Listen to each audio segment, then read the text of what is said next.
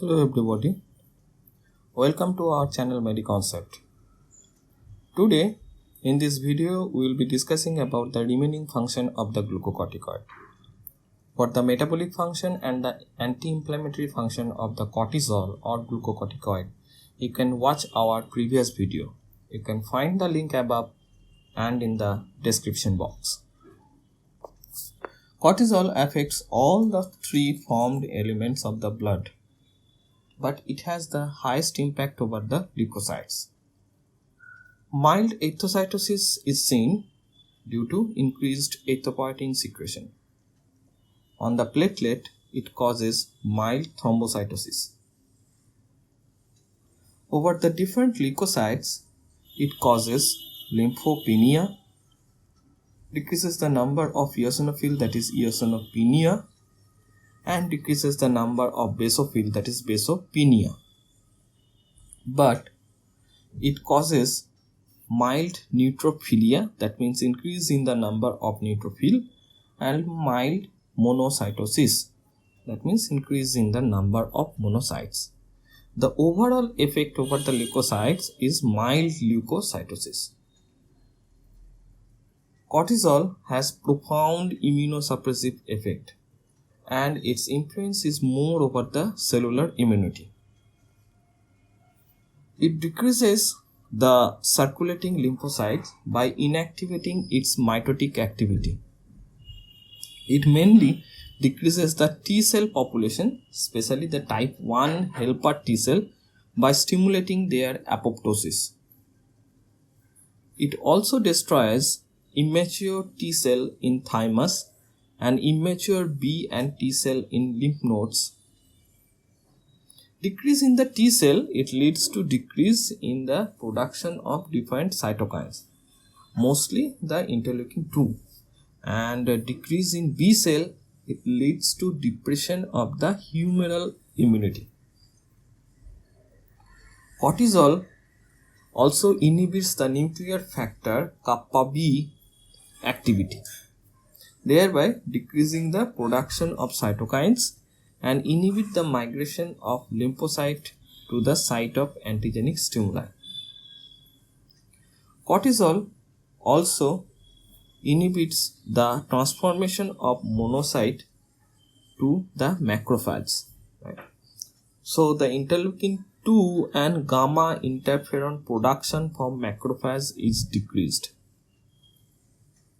Decrease in macrophage also leads to general suppression of the immunity. All of these factors leads to profound decreased cellular immunity. Because of this profound inhibitory effect over the cellular immunity, glucocorticoids are often frequently used for the prevention of transplant rejection.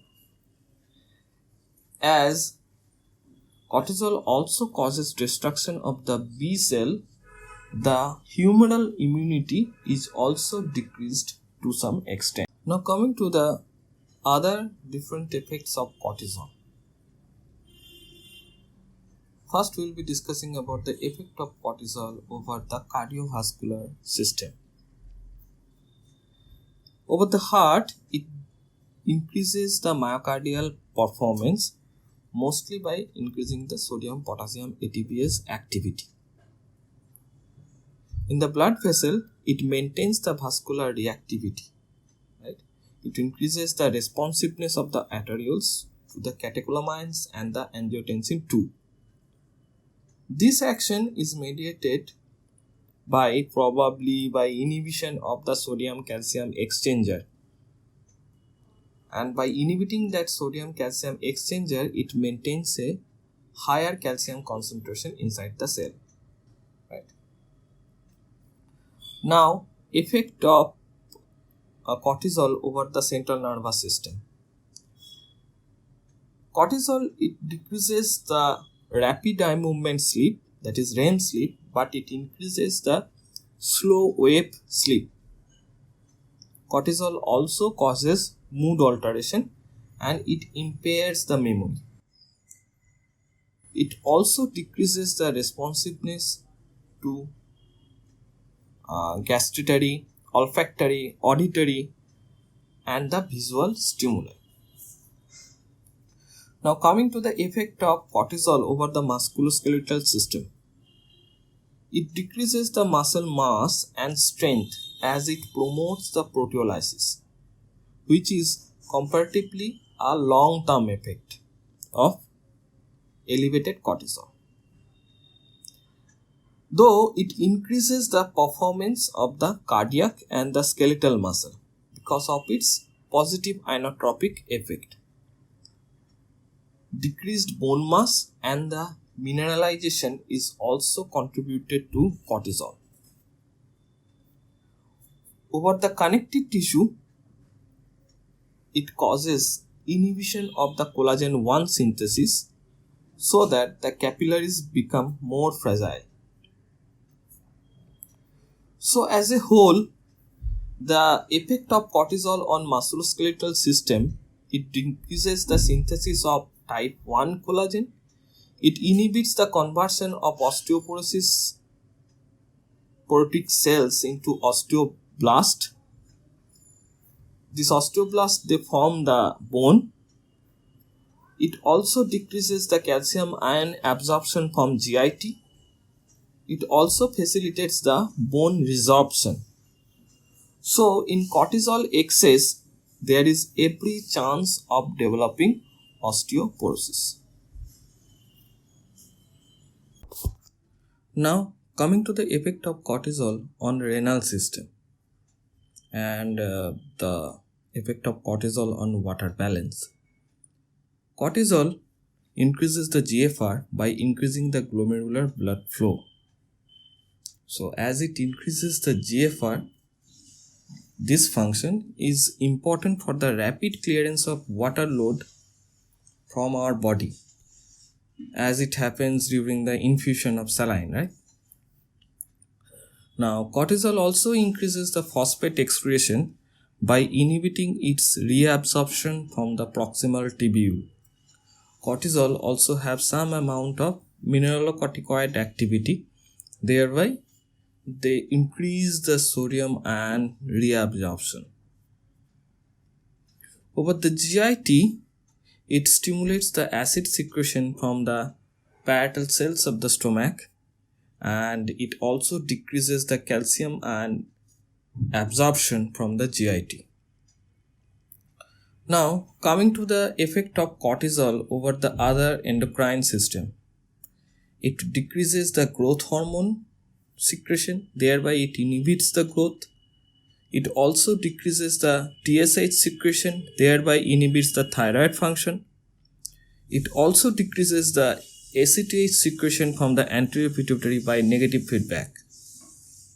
Cortisol also increases the expression of PNMC enzyme, which is needed for the conversion of norepinephrine to epinephrine.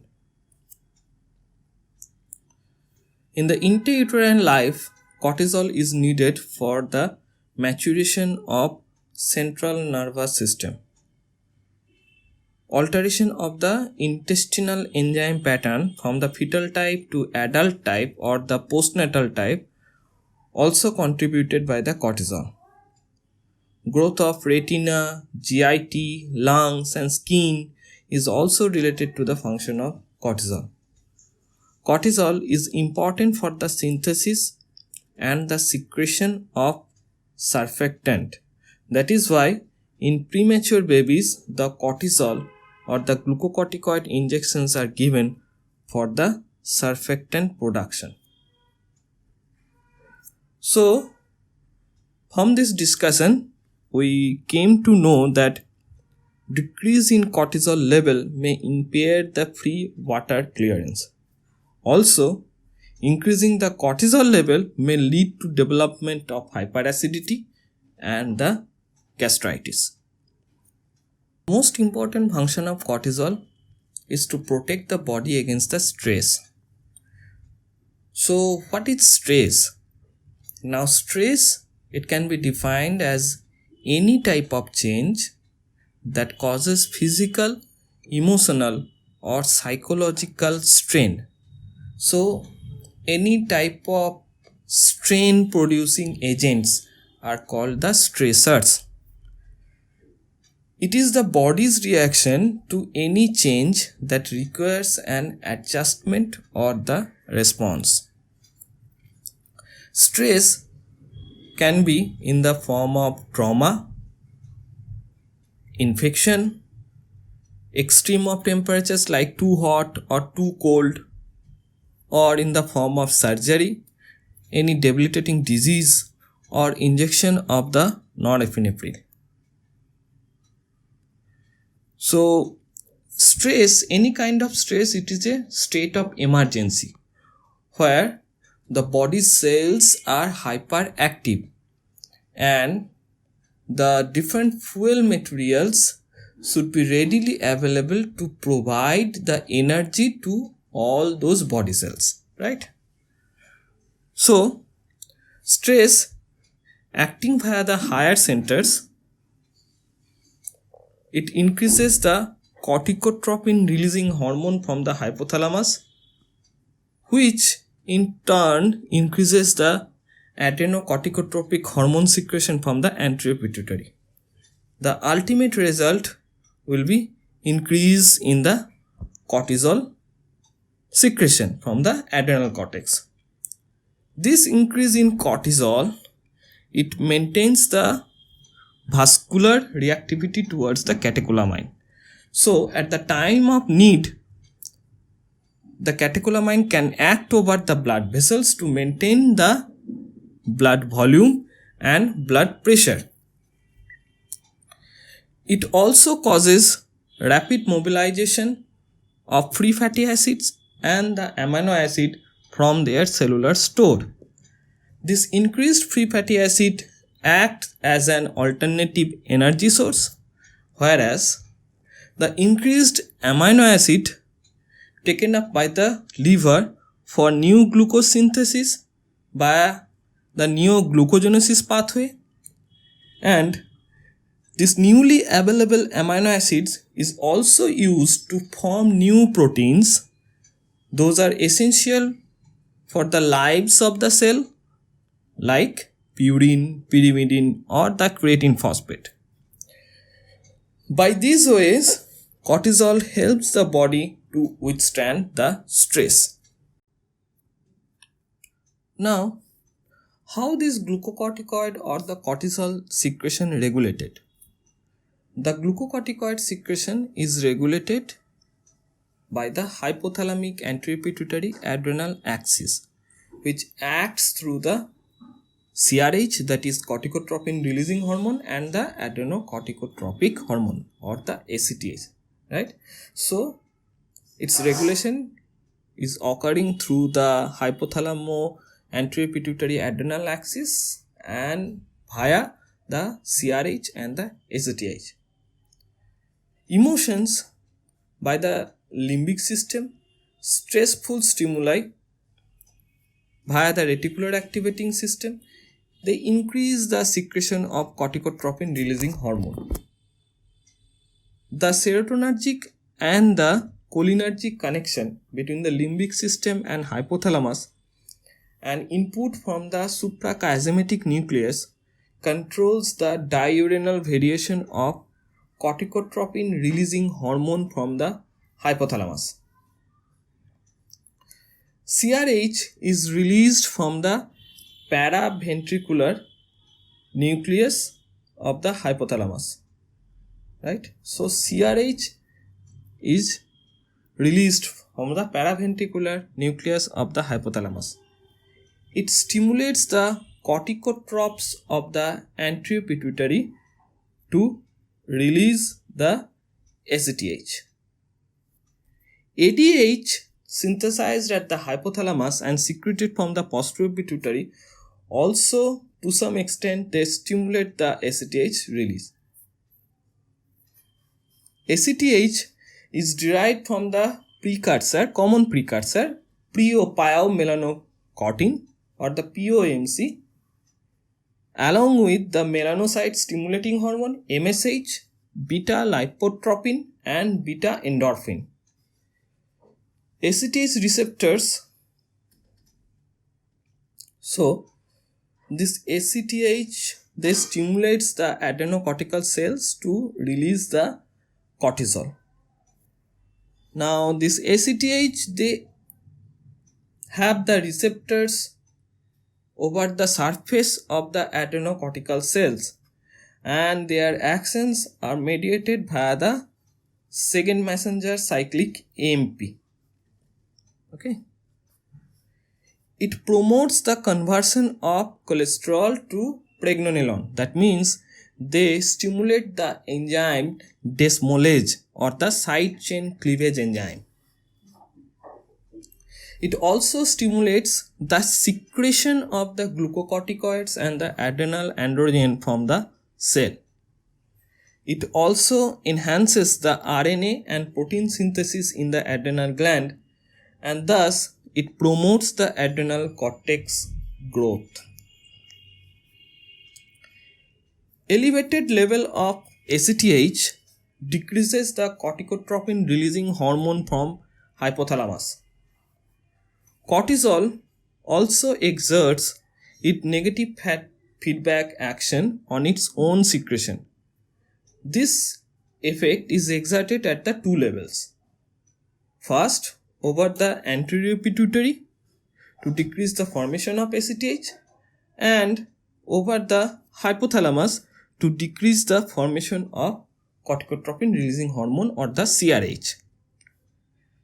Brain natriuretic peptide, a structural homologue of atrial natriuretic peptide, that is ANP, synthesized and secreted from the hypothalamus, also inhibits the ACTH release. In long-term use of exogenous steroid, this hypothalamo-pituitary adrenal cortex axis, it remains depressed because that used steroid, it inhibits both the ACTH release from anterior pituitary and the corticotropin releasing hormone CRH release from the hypothalamus. Now, if we suddenly stop taking that steroid, what will happen? That there will be sudden fall in the glucocorticoid level in our body, because this hypothalamo-pituitary adrenal axis or the HPA axis, they need some time to recover from that inhibition or the depression, right? So in that situation, if that person is exposed to some kind of stress, the person will succumb to that stressful situation and even the death may occur. As we all know that the glucocorticoids are indispensable for combating the stress. So always the exogenous steroid intake has to be stopped gradually, and the dose should be tapered over a period of time. With this, we will stop our lecture here. In the next video, we will be discussing about the mineralocorticoid. Thanks for watching. If you like our video, kindly subscribe to our channel. Thank you.